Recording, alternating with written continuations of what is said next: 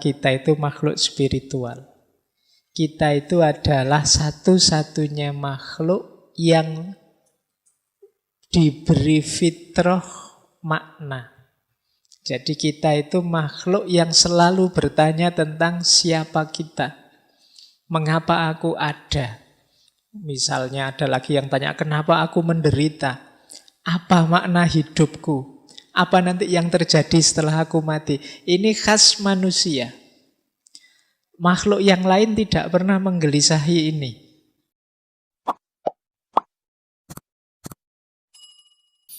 Assalamualaikum warahmatullahi wabarakatuh. Saya awali dari quotes yang terkenal sekali, bahwa we are not human being having a spiritual experience, we are spiritual being having a human experience. Ini kalimat terkenal sekali kalau teman-teman belajar tentang spiritualitas. Yang maksudnya adalah kita itu sebenarnya bukan makhluk yang manusiawi yang kemudian punya pengalaman spiritual, tapi hakikatnya kita itu makhluk spiritual yang punya pengalaman kemanusiaan. Apalagi orang beragama, kita yang muslim kan mengakui bahwa kita ini anak cucunya, baninya Adam. Yang Adam itu dulu hidupnya di surga. Hakikatnya dia makhluk yang sangat disayang oleh Allah. Hakikatnya kita itu spiritual, cuma mendapat casing manusia. Nah ini quotes ini menarik. Mungkin ada yang setuju, ada yang tidak. Tapi nanti ada uraiannya untuk membuktikan mengapa sih kok kita itu sebenarnya hakikatnya makhluk spiritual. Jadi yang kelihatan ini dari luar ini hanya casingnya. Jadi kalau casing itu kan kadang tidak menggambarkan isinya. Kayak hari ini teman-teman misalnya HP-nya merek apa Xiaomi, tapi nanti casingnya iPhone. Nah, kan banyak, saya kemarin lihat ada casing yang unik gitu ya. Jadi dari luar itu kelihatan kayak iPhone. Kalau nelpon diperlihatkan ini iPhone. Tapi begitu dibuka casingnya, oh ternyata bukan iPhone, ternyata Xiaomi.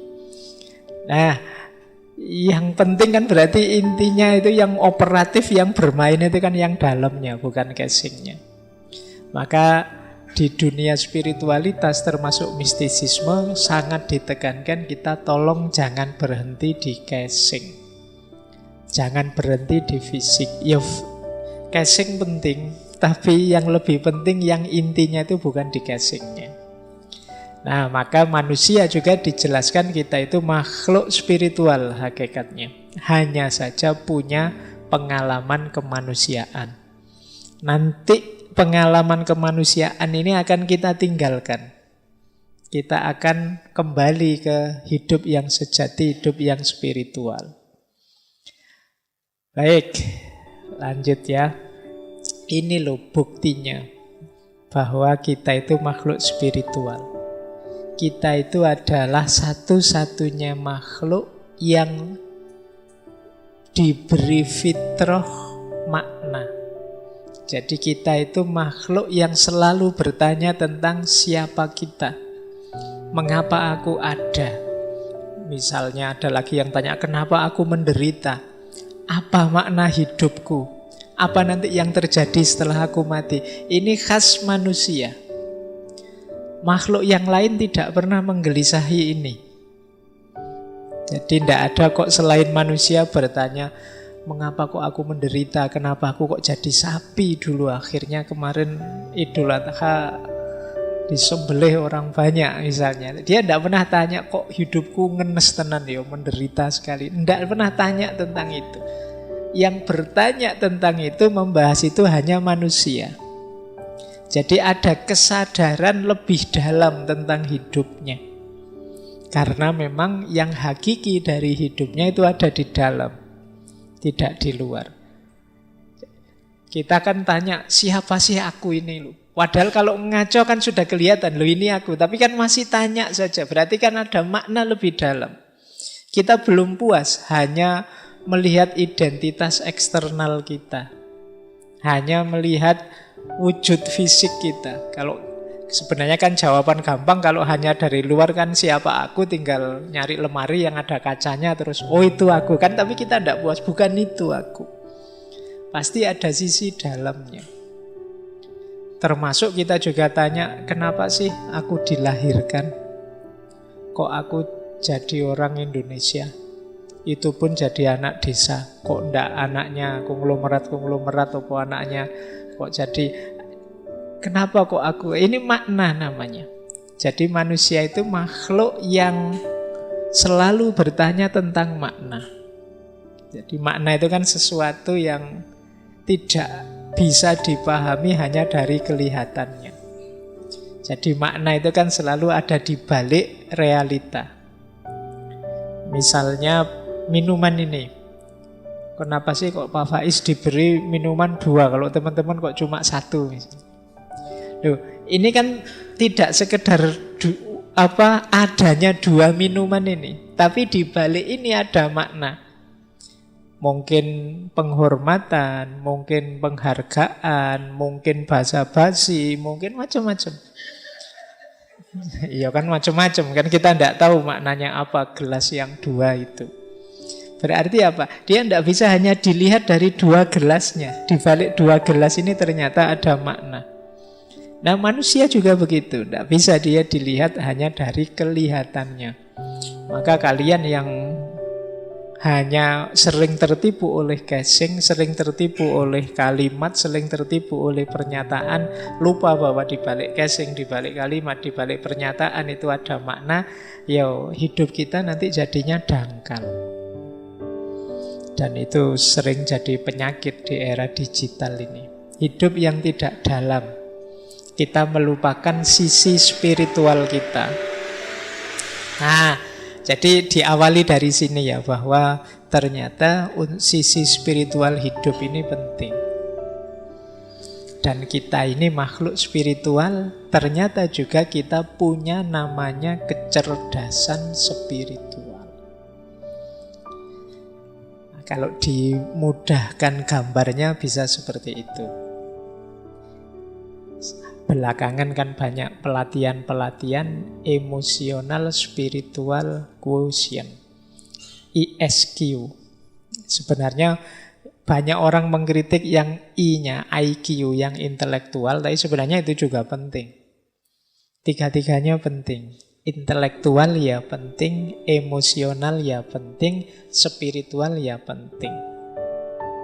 Tapi jangan berhenti di intelek saja. Seperti kajian kita minggu lalu, kalau berhenti di intelek saja ya kita sering rusak hidup kita karena tidak mampu menata emosi. Malam hari ini akan kita sadari betapa juga intelektual dan emosi saja juga belum cukup. Kita masih perlu kedalaman spiritual melalui kecerdasan spiritual. Kalau intelektual itu what I think, kalau emosional itu what I feel, kalau spiritual itu what I am. Jadi spiritual itu jauh lebih utuh. Nanti kita pelajari pelan-pelan kecerdasan spiritual ini. Kalau intelektual otak kiri, emosional otak kanan, yang spiritual ini yang melandasi semuanya. Meskipun kalau teman-teman nanti baca buku Spiritual Quotient, itu nanti ada bagian tertentu yang menjelaskan adanya nama God spot. Jadi God spot bagian kecil dari otak yang ini bisa menampung, meraih wawasan-wawasan spiritual. Tapi kita skip ya yang bagian itu, karena saya khawatirnya kalian tambah ngantuk malam hari ini kalau menjelaskan neuroscience. Kita yang lebih fungsional operatif saja, yang lebih mudah dipahami. Nah, biasanya orang menjelaskan pentingnya 3 itu pakai tabel itu. Jadi orang itu ada kalanya pinter, IQ-nya tinggi. Tapi kalau tanpa kecerdasan emosi dan juga kecerdasan spiritual, dia akan menjelma jadi orang yang kaku, keras, tidak manusiawi. Nah, sehingga banyak orang yang ilmunya justru melahirkan bencana, melahirkan kerusakan-kerusakan di muka bumi. Kan banyak tokoh-tokoh yang dikenal sebagai penghancur, destruktif. Itu kan tokoh-tokoh pinter semua mereka itu. Kenapa kok bisa? Pinter itu kan berarti ilmunya banyak, wawasannya luas. Tapi kok efek dari hidupnya adalah kehancuran, kemungkinan karena dia tidak bisa mengontrol emosinya, juga tidak mampu meraih spiritualitas. Nah, nanti ada juga orang yang IQ-nya tinggi, emosinya juga terkendali. Tapi ketika SQ-nya kurang, ya dia bisa jadi orang egois. Egois itu ya nyari nyamannya sendiri, nyari enaknya sendiri. Bisa juga dia jadi orang apatis, orang yang cuek, tidak peduli dengan yang lain, yang penting aku enak, aku nyaman. Bisa jadi orang agnostik, peduli amat. Tidak mungkin aku bisa membahagiakan semua orang, ya aku nyari enak sendiri. Para diktator, para koruptor. Diktator itu kan, dia koruptor itu kan juga pinter sekali. Dia ngambil uangnya pinter sekali, ngambil enaknya. Tapi dia spiritualitasnya rendah. Bukan agama ya, spiritualitas tidak sama dan sebangun dengan agama. Ada orang yang beragama tapi spiritualitasnya rendah. Ada ateis tertentu tapi spiritualitasnya tinggi. Itu nanti tema yang lain. Tapi intelek saja dan emosi tanpa spiritualitas ya belum utuh. Jadi jatuhnya bisa egois, bisa agnostik, bisa orang yang apatis, atau tidak punya tujuan. Mungkin teman-teman sering merasakan, lupa saya itu kaya, apa-apa juga beres, hubungan sosial juga baik, tapi kok rasanya hidupku hampa ya. Nah, itu kemungkinan kekurangan variabel spiritual ini. Ya kalau kalian susah, sulit, miskin, itu kan mending ya. Kan ada orang itu kaya, jabatannya tinggi, anak-anaknya sukses semua, tapi merasa hidupnya hampa. Kemungkinan unsur spiritualitasnya kurang. Saya bilang tadi ini nanti hubungannya dengan makna. Biasanya orang yang spiritualitasnya kurang itu tidak bisa menjawab pertanyaan mengapa. Kalau sudah kaya terus mengapa? Kalau sudah sukses terus mengapa? Itu jawabnya susah. Nah, ini kemungkinan spiritualitasnya masih rendah. Ada yang sebaliknya. IQ-nya tidak diurusi, emosinya juga diabaikan, spiritualitasnya sangat tinggi. Nah, ini biasanya kelompok-kelompok asketik, orang yang menjauh dari kehidupan ramai. Tidak terlalu butuh rasionalitas, emosi, hubungan dengan yang lain, tapi spiritualitasnya tinggi. Ini orang-orang asketik. Menjauh ya, mereka tidak dapat banyak masalah karena memang tidak terlibat langsung dalam hidup sehari-hari. Maka penting dalam hidup ini tiga-tiganya utuh. IQ-nya ya jalan, emosinya terkontrol, spiritualnya terpenuhi. Ini kalau dalam konsepnya Muhammad Iqbal namanya insan kamil. Manusia yang utuh, semua potensinya optimal. Nah, ini namanya insan kamil. Yo pinter, yo berakhlak, yo religius spiritual. Nah, ini berarti utuh hidupnya. Nah, ini mungkin ideal ya, kita menuju ke situ semua. Jadi ya kalau di usia-usia muda ini kan kita masih belajar. Mungkin ya situasinya masih situasi ya belum terlalu pinter, masih emosian, spiritualitasnya belum tinggi. Tapi kan ini kita dalam proses. Nah, jadi inilah mengapa saya masukkan spiritual. Kalau yang IQ kok tidak dimasukkan, Pak? Ya IQ sudah kita pelajari selama ini di berpikir kritis, berpikir kreatif, dan lain sebagainya.